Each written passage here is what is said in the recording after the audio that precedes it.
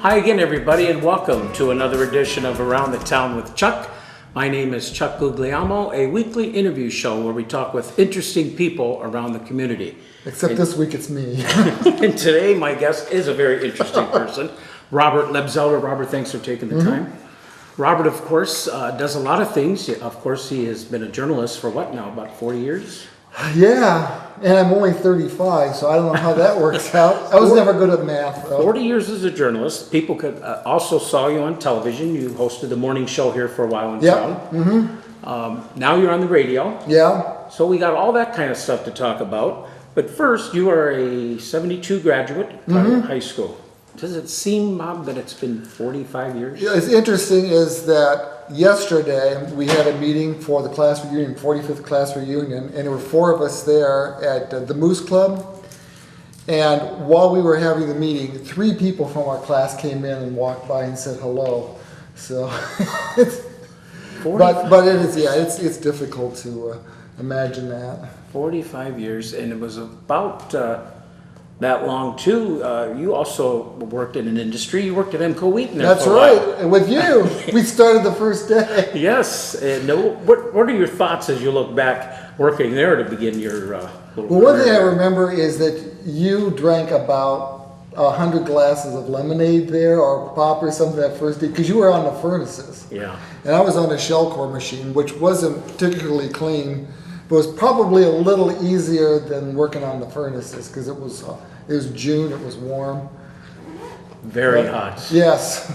And you were there how long? From June 73 to I think September 74.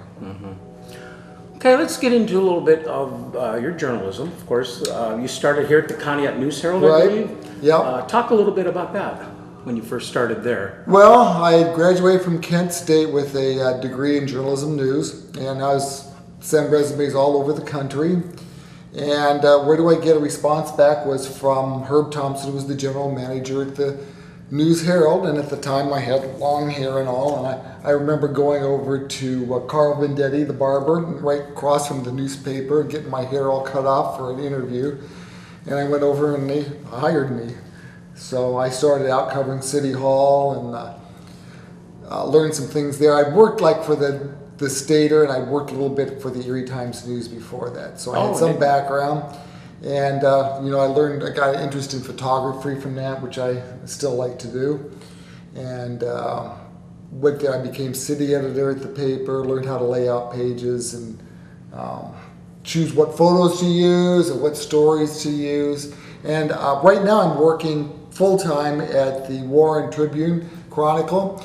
And so that's kind of what I'm doing is designing pages. I'm toning photos so that if the photos did look exactly right, I make them look better, hopefully. And I lay out pages and write headlines and edit stories and try to make them look good. Didn't know you were at the Erie Times News. I just wrote some stories for them over summer. That was back in the mid-'70s. So. Okay, and you also spent time here at the Star Beacon. Yep, when the News Herald left, I went to the Star Beacon and did different jobs there. I was news editor and I was entertainment editor. And the jobs there, smaller newspapers, you get to do a lot of different things. I mean, I would go out and cover something, then I would go back and lay out the page, and I would take pictures and I would produce those and put those on the page too. And you'd be doing a variety of things. It was never boring. And you met a lot of interesting people. And you mentioned about working at doing the morning show. I also did a lot of videos, and that was for Great Wave Communications. And that was another way of doing sort of the same thing, journalism-wise. You talk to different people, get their opinions, and but you do it through a more electronic medium. You point a camera at them like that and talk to people about what they're doing and why they're doing it and what interests them. And you try to make it interesting. You try to do like what they call like cutaways to, like I did somebody whittling, and so while they're talking I do videos of them whittling or showing some of the things that they did or some of their artwork or whatever. And so that was kind of another way to sort of the same as talking to somebody and writing things down in a notebook and going back and typing it, but a little different too. It's the basics are the same. Explain what you do, what they're doing, and let people know more about the person or what's going on.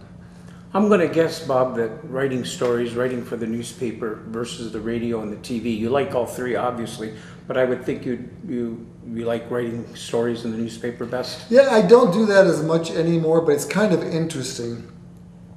Is when I was talking to, every once in a while I do write stuff. I don't do a whole lot but for the Tribune Chronicle, but I was talking to the editor about something one day and talking about a story I thought might be interesting to do. And she said, that might be good for you with your conversational tone in interviewing somebody.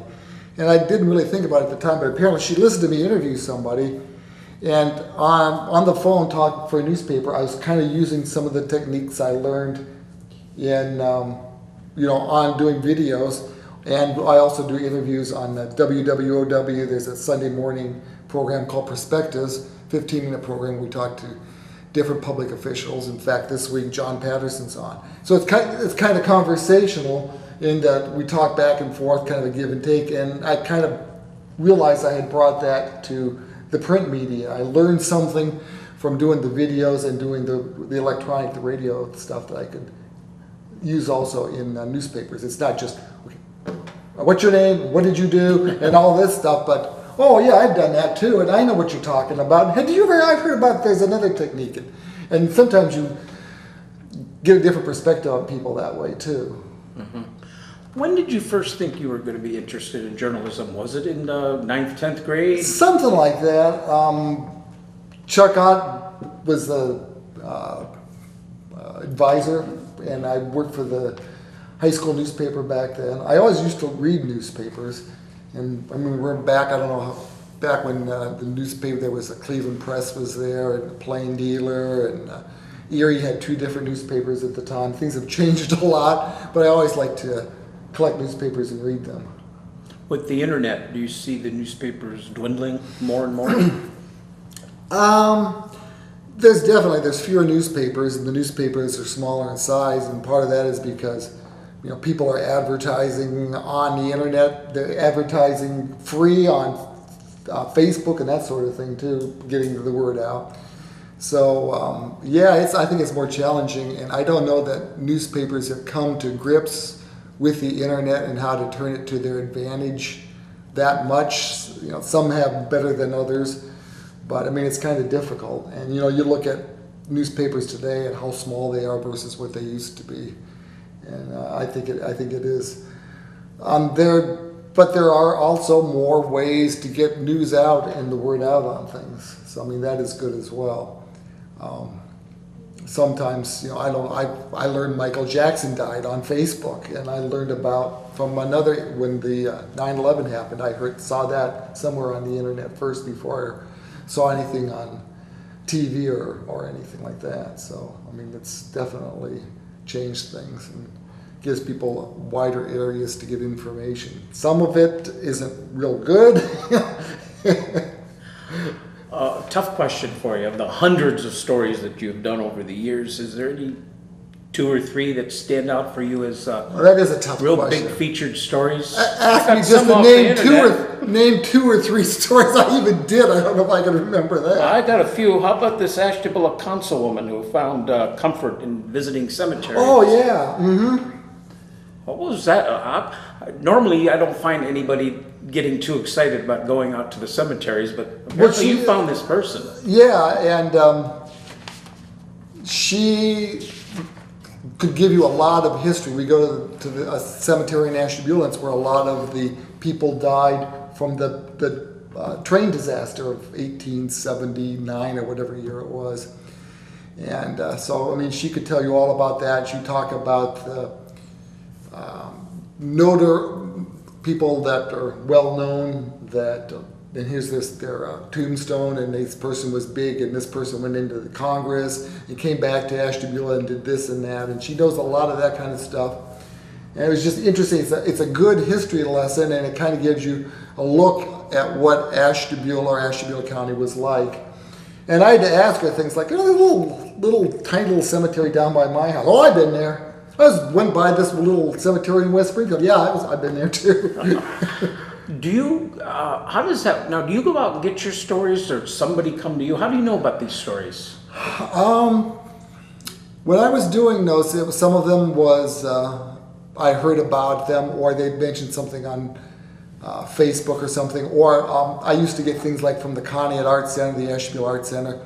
I would do features on the person who had a display at the Asheville Art Center, the Conneaut Art Center. One of the artists that I talked to, and she lived around Cleveland, but she said, you know, there are 3 places, if you're an artist, you want your artwork displayed. One of them was someplace in Willoughby, the other was the Asheville Art Center, and the third one was the Conneaut Art Center. So I thought that was pretty good. That I don't know if people realize that they think of this as like a cultural area and art and painting and stuff, but that's what she says, that you know, she was from the other side of Lake County, more toward Cleveland, and she said that that's where people want their artwork displayed, and 2 of them are in Asheville County. So I thought that was pretty good. Mm-hmm. Another story I saw that you wrote, and this involved your grandchildren. Oh. It's called Think You're Gonna Die, Go Outside. Remember that one? I don't know. You don't remember it? Well, what was that? Was that talking about going out with the kids? Something about Marcus was being stuck in a sandbox or something? Boy, or his beloved sandbox? Oh, that was... We were down at Township Park, and we didn't give them proper notice that we were going to eat, and we were going to have a picnic down there. And we told Marcus he had to get out of the park to the sandbox. Oh my gosh. It was recently I saw the pictures from that with the tears rolling down his eyes. It was... What's fun with them is trying to get them to go out. Our Christmas cards, we try to do something unique every year. And this last year, it was the 3 of them and myself up in a tree. Because I try to replicate my childhood with the grandkids. Sometimes it's a good idea, sometimes it isn't. But we were always up in trees. And I don't know if kids do that too much anymore, but my grandkids do. So we had them all up in a tree, and I was up there too, and that was our Christmas card for the year. But I live out on South Ridge, and I've got a big wooded, like 14 acres of woods behind my house, and down to Conneaut Creek. And we go down there whenever we can. And the first time I took the grandkids down there to the creek, I said, "Now I know you're going to get a little wet, but try not to fall in the creek." So the first thing they did was they just dived in, and they were just covered in soaked, and they just had the greatest time. So wonderful grandchildren. Yeah, it's great. It's a great place to have them. And you used to work with me. You work with my son now. Yes. And actually, he's my superintendent. Oh. So I thought I'd better get that grandchildren in there.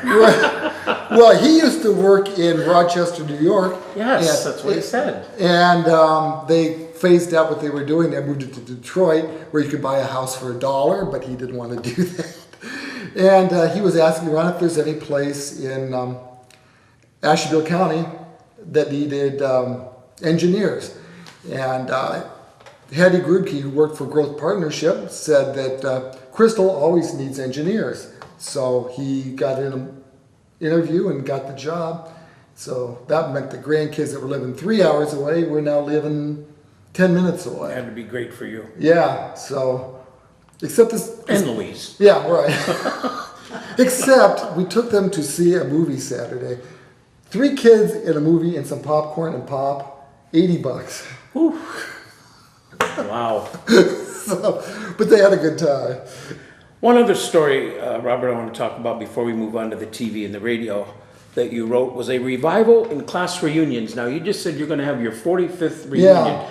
You said back then that it was different in the 40s and the 40s through the 60s. They really build on having these class reunions. But then once we got in there, you don't notice them as much. Is that what your story was about there? Yeah, and I think it kind of still holds true. You look in the newspaper, whatever, they'll say class of 54 are having their weekly breakfast at such and such a restaurant, McDonald's or whatever. And we can't get a good number of people to show up every 5 years or every 10 years. And I mentioned something about we were having our class reunion meeting, and somebody came by that graduated with us and, "Hey, are you coming to the reunion? We're trying to gauge how many are going to be." No! We just, no! Okay, don't get violent. So I don't know if it's because, this thing that was written a long time ago, so I can't really remember for sure. But I don't know if it's because people a long time ago they stayed in Conneaut. After they graduated from high school, they went to work on the railroad or whatever at the docks, and they stayed here, and so they're all still here, and they could all go out to breakfast and stuff. And at a certain point, everybody, scattered across the country. We were talking about different classmates, and this one lives in Texas, that one lives in North Carolina, this one lives in California, and it's difficult to get them back. We did a little work for Great Wave Communications, did a TV morning talk show that I want to talk about, but you actually did something for the Conneaut Telephone Company back in the early 90s. I did? That's what it says. You did something, I don't know what it was, something to get their internet going or something like that. I was if you think back to the early 90s, is that nobody had internet, and they were one of the first places to give, it was like always AOL, and AOL didn't want to bother with Conneaut because we were too small.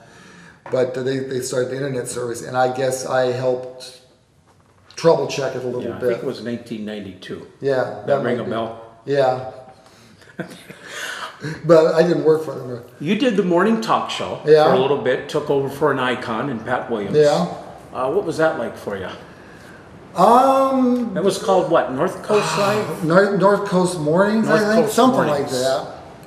Well, first of all, I was hired by them because they wanted to change their name. They had 3 different names at the time. It was Conneaut Telephone if you had telephone. You had Suite 224 if you had internet with them, and Cable Suite 541 if they had cable. They wanted to kind of make one name for it, and the way they wanted to get people to know it was they wanted to have more positive, when possible, stories about the community about Ashtabula County, and would have their little name on the bottom.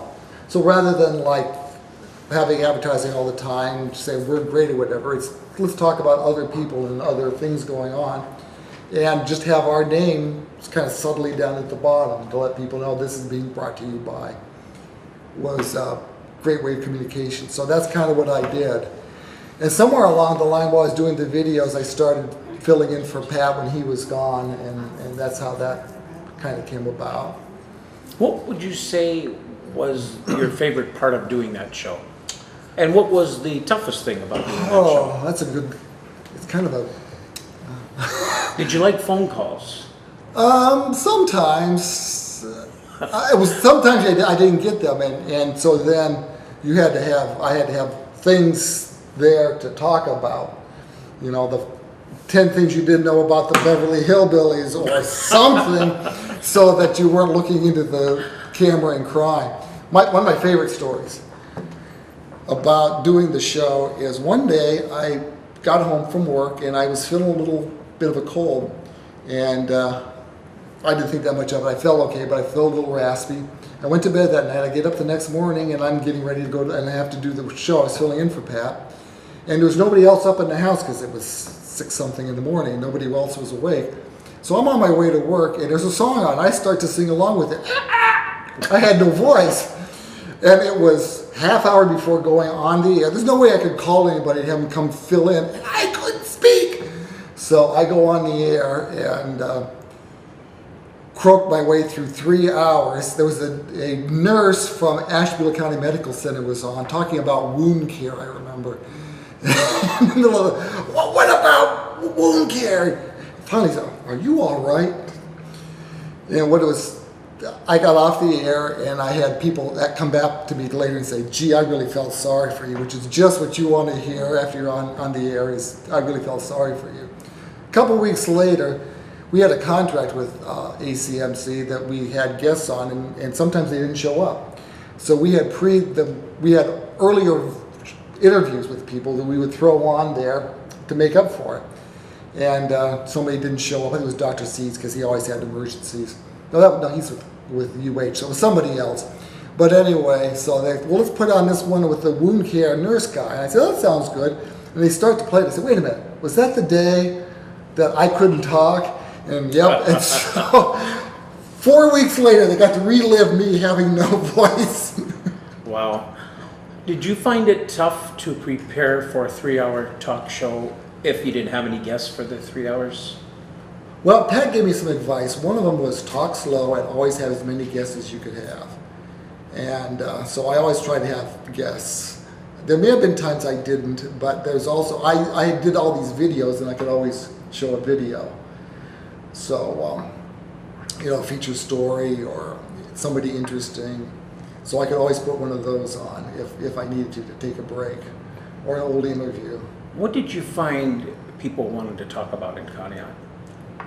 Conneaut, the old days. Yeah. Yeah. That was one. That Now, was what like was number it, that one. location? And, my brother's got a thing on Facebook, and that's pretty popular, showing what this building looked like then or what was on this corner and that sort of thing. So that was, nostalgia is a big thing. And you did that how long now, the TV? Not that long. Was it less than a year? Yeah, oh yeah. It was like a few months. Okay, and then Coco took over. Yeah. Now they call it Sunrise Live or something Yeah. like that, I think. Yeah, I was a guest a few weeks ago. It's the first time I've been in the office for a long time. So that was interesting. Now we can hear you in the mornings. I listen to you Yeah. in the morning on my way to work on 1360 WOW Radio. Yeah. Playing the music that we grew up with, the boomer tunes. Yeah. How do you like that? It's interesting, and I do the show when I get off work in Warren, which is about 3 o'clock in the morning. I record it a little bit earlier than when it actually broadcasts. And sometimes I get back and I am just dead, and I'm hungry. But I get in the office, and you push the button to start talking. All of a sudden, you feel pretty good, and you have to sound. You can't sound like you're dying, and so therefore you're not dying anymore. And it's interesting. So yeah, it's kind of gives you a boost then before I go home. It really is the right kind of music for Conneaut, isn't it? Yeah, I think And the so. area. Yeah, And there was some problems with computers a while ago, and we weren't on the air, and we got calls, a couple calls from Madison. We got calls from Port Stanley, Ontario. When are you going to be back on the air? I got a call one day That's when you were like off 3-4 days, yeah, right? and one day that I was just happened to be in there filling in for Bill Shannon, is a woman called and wanted to know about a song because the station was fading in and out. She wanted to know who did the song. I said, "Where are you calling from?" And she was calling from Rocky River. So there are people out there. The signal gets out there pretty well. It does. You mentioned Bill Shannon, Matt Jarvie, of course. Two great guys. How do you like working for them? I don't see them that often. I was talking to Matt today. I go in there to do something quick, and I start talking to Matt, and pretty soon it's an hour and a half later. Do you remember this, or do you remember that? Or he's got some stories to tell. He certainly has more of a background than I do in radio. But doing the TV and the stuff with Great Wave helps with that, too. Learning how to think on your feet more. And What do you like better, radio or TV? Kind of like the radio. And the show I did was sort of like radio with pictures. So maybe if I was doing another talk show, I'd like to do it on radio rather than the TV thing. But there wasn't anything exceptionally compelling about me sitting there at a desk. So you're on weekday mornings, and you're on the weekend too, I believe. Yeah, 9 a.m. to 2 p.m. on Saturdays. And, I try to, I do short newscasts, and we do public service announcements, and I try to emphasize that. Some Saturdays, when there's a whole lot going on, every public service announcement is about something going on that day. I say, stick around. If you don't like the public service this hour and what's going on, there'll be something next hour. There's a breakfast going on at the fire hall. I'll do it at 9:20, and it's going on till 11 o'clock. And at 10:20, there's a lunch going on at the Human Resource Center you can go to. And there's a play tonight at the Ashtabula Arts Center over at Arlene's. And, emphasize the local stuff. There's a lot of radio stations today that it is all like national stuff. They don't know Conneaut or Ashtabula from Timbuktu. And so that's kind of a thing to emphasize is the local stuff too. Of course, while radio also does a lot of sports. Right. I did the radio home of Pittsburgh Penguins hockey. Sorry, Columbus Blue Jackets. Well, the Sorry Penguins, about that. Penguins are in the news today. Yeah, that's what I was thinking of them. But it's Columbus Blue Jackets hockey. Yeah. We do some high school sports. I had the opportunity to work with Matt Jarvie on the basketball. Your daughter Megan's the engineer. Right. And those sounded good. I think that's real important for a community radio station to do that sort of thing. Yeah, and Matt, wonderful guy to work with, I think. Yeah. Well, Robert, this has been fun. Thank you for taking the time to chat with us, and good luck to you in all the jobs that you do. Right. Thank you very much. Yes. Thank you for inviting me. Robert Lebzelter, well-known, recognizable journalist, TV talk show, and radio, my guest today on Around the Town with Chuck.